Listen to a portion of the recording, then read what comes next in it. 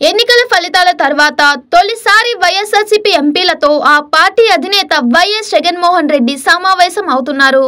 శుక్రవారం ఉదయం తాడేపల్లిలోని తన కార్యాలయంలో ఈ భేటీ జరగనుంది. పార్లమెంట్ సమావేశాలు ప్రారంభమయ్యే క్రమంలో నేటి వైఎస్ఆర్సీపీ పార్లమెంటరీ పార్టీ సమావేశం కీలకం కానుంది. సమావేశాల్లో వ్యవహరించాల్సిన తీరుపై లోక్సభ రాజ్యసభ ఎంపీలకు జగన్ దిశానిర్దేశం చేయనున్నారు. టీ20 ప్రపంచ కప్ 2024లో శ్రీలంక ప్రయాణం ముగిసింది.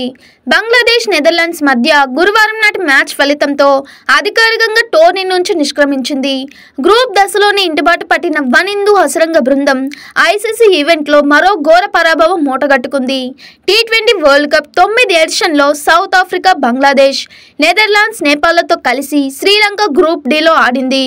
గ్రూప్ దశలో 4 మ్యాచ్లు ఆడాల్సి ఉండగా 3 ఒక్కటి కూడా గెలవలేదు. ఇందులో ఒకటి వర్షాల్పనం కావడంతో లంక ఖాతాలో 1 పాయింట్ మాత్రం జమ అయింది. కానీ నెట్ రేట్ పరంగాను వెనుక పడిపోయింది. ఈ క్రమంలో గ్రూప్ దశలో ఇంకా మ్యాచ్ మిగిలి ఉన్న సూపర్ 8 అవకాశాలను సజీవం చేసుకోవాలంటే ఇతర జట్ల ఫలితాలపై శ్రీలంక పడింది. ఎన్నికల హడావుడి ముగియడంతో మళ్లీ సినిమాలపై దృష్టి సారించేందుకు సిద్ధమవుతున్నారు నందమూరి బాలకృష్ణ. ప్రస్తుతం ఆయన కథానాయకుడిగా బాబీ దర్శకత్వంలో ఓ చిత్రం రూపొందుతున్న సంగతి తెలిసిందే. సూర్యదేవర, నాగవంశీ, సాయి సౌజన్య సంయుక్తంగా నిర్మిస్తున్నారు. బాబీ దేవల్ ప్రతినాయకుడిగా నటిస్తున్నారు. ఇప్పటికే కొంత భాగం చిత్రీకరణ పూర్తి చేసుకునే సినిమా ఈ నెలాఖరు నుంచి పునఃప్రారంభం కానుందని సమాచారం. హైదరాబాద్లో సిద్ధం చేసిన ప్రత్యేక సెట్లో ఈ కొత్త షెడ్యూల్ మొదలు కానుందని తెలిసింది. దీనిలో భాగంగా బాలయ్యపై కీలక సన్నివేశాలు చిత్రీకరించినట్లు తెలుస్తుంది. మాస్ యాక్షన్ ఎంటర్టైనర్గా తెరకెక్కుతున్న సినిమాలో బాలయ్య 2 కోణాలున్న పాత్రలో కనిపించున్నారు. ఇందులో ఆయనకు జోడీగా శ్రద్ధా శ్రీనాథ్ నటిస్తున్నట్లు వార్తలు వస్తున్నాయి. ఊర్వశి రౌతేలా, చాందిని చౌదరి ముఖ్య పాత్రలు పోషిస్తున్నారు.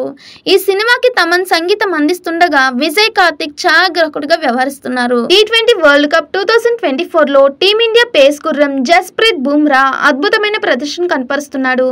ఇప్పటి వరకు ఆడిన 3 మ్యాచ్ల్లోనూ బుమ్రా తన మార్క్ చూపించాడు. ఐర్లాండ్, పాకిస్తాన్తో మ్యాచ్లో ప్లేయర్ ఆఫ్ ద మ్యాచ్గా నిలిచిన బుమ్రా అమెరికాతో మ్యాచ్లో వికెట్లు తీయిపోయినప్పటికీ పొదుపుగా బౌలింగ్ చేశాడు. ఈ మెగా టోర్నీలో బుమ్రా 3 మ్యాచ్ల్లో కేవలం 45 పరుగులు మాత్రమే ఇచ్చి 5 వికెట్లు పడగొట్టాడు. ఈ క్రమంలో బుమ్రా తన సహచర ఆటగాడు team India star cricketer KL Rahul ప్రశంసల వర్షం కురిపించాడు.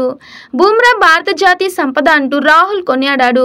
జస్ప్రీత్ బుమ్రా ఒక ఛాంపియన్ క్రికెటర్. అతడు ఒక వరల్డ్ క్లాస్ క్రికెటర్. బుమ్రా భారత జాతీయ సంపద. ప్రస్తుత వరల్డ్ క్రికెటర్లో అతడికి ఎవ్వరూ సరిపోరు. బుమ్రా లాంటి బౌలర్ జట్టుకు ఒక్కడుంటే చాలని టైమ్స్ నౌకి ఇచ్చిన ఇంటర్వ్యూస్లో రాహుల్ పేర్కొన్నాడు. Young rebel star Prabhas, Nag Ashwin కాంబోలో వస్తున్న సైన్స్ ఫిక్షన్ చిత్రం కల్కి. ఈ మూవీ కోసం ప్రపంచ వ్యాప్తంగా ప్రభాస్ ఫ్యాన్స్ ఎంతో ఆసక్తిగా ఎదురుచూస్తున్నారు. టీజర్, బుజ్జిలు అభిమానులను కట్టిపడేస్తున్నాయి. అయితే కల్కి రిలీజ్కు ముందే రికార్డులు సృష్టిస్తుంది. కల్కికి సంబంధించి ఓవర్సీస్లో భారీగా ప్రీసేల్స్ జరిగినట్లు తెలుస్తుంది. ఓవర్సీస్లో ఇప్పటికే $1 మిలియన్ మార్కును దాటేసినట్లు సినీ వర్గాలు చెప్తున్నాయి. దీంతో రిలీజ్కు 2 వారాల ముందే నార్త్ అమెరికాలో కల్కి రికార్డులు సృష్టిస్తుందంటూ ఫ్యాన్స్ కామెంట్స్ చేస్తున్నారు. ఈ విషయంలో రాజమౌళి RRR సినిమాను అధిగమించినట్లు తెలుస్తుంది. అంతేకాదు అత్యంత వేగంగా 1 మిలియన్ ప్రీసేల్స్ జరుపుకున్న తొలి ఇండియన్ సినిమాగా నిలిచింది. ఇదే జోరు కొనసాగితే కల్కి మరిన్ని రికార్డులు తన ఖాతాలో వేసుకోవడం ఖాయంగా కనిపిస్తుంది. వైఎస్ఆర్సీపీ పరిపాలనను, ఇప్పుడు చంద్రబాబు పరిపాలనను ప్రజలు గమనిస్తూనే ఉంటారు.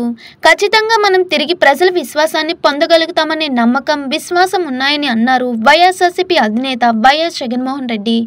ఈలోగా ధైర్యాన్ని కోల్పోకూడదని, విలువలు, విశ్వసనీయతతో ముందడుగులు వేయాలని పార్టీ ఎంపీలకు ఆయన ధైర్యం చెప్పారు. గడిచిన 5 ఏళ్లలో ఎప్పుడూ చేయలేని విధంగా మంచి పరిపాలన అందించాం. మేనిఫెస్టోలో 99% హామీలు అమలు చేశాం. ఆంధ్రప్రదేశ్ చరిత్రలో ఎప్పుడు ఇలా ఎవరూ చేయలేదు. చాలా చిత్తశుద్ధితో పనిచేసి మేనిఫెస్టోను అమలు చేశాం. ఏ నెలలో ఏం ఇవ్వబోతున్నామో క్యాలెండర్ ప్రకటించి మరీ అమలు చేశాం.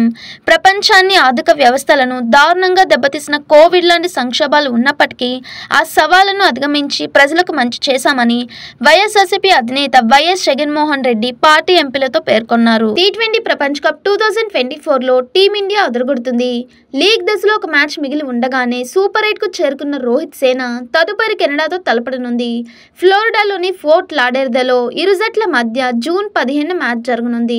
ఈ నేపథ్యంలో భారత జట్టుకు సంబంధించిన ఓ ఆసక్తికర అప్డేట్ తెర మీదకు వచ్చింది. వరల్డ్ కప్ 2024 జట్టులో ట్రావెలింగ్ రిజర్వ్ ప్లేయర్లుగా ఉన్న స్టార్ ఓపెనర్ శుభ్మన్ గిల్, యువ పేసర్ ఆవేశ్ ఖాన్ స్వదేశానికి తిరుగు రానున్నట్లు సమాచారం. అయితే వీరితో పాటు ఇదే కేటగిరీలో ఉన్న రింకు సింగ్, ఖలీల్ అహ్మద్ మాత్రం ప్రధాన జట్టుతో కొనసాగనున్నట్లు తెలుస్తుంది. ప్రస్తుతం వీరు నలుగురు టీమిండియాతో కలిసి చార్టర్ ఫ్లైట్లో ఫ్లోరిడాకు చేరుకున్నట్లు సమాచారం.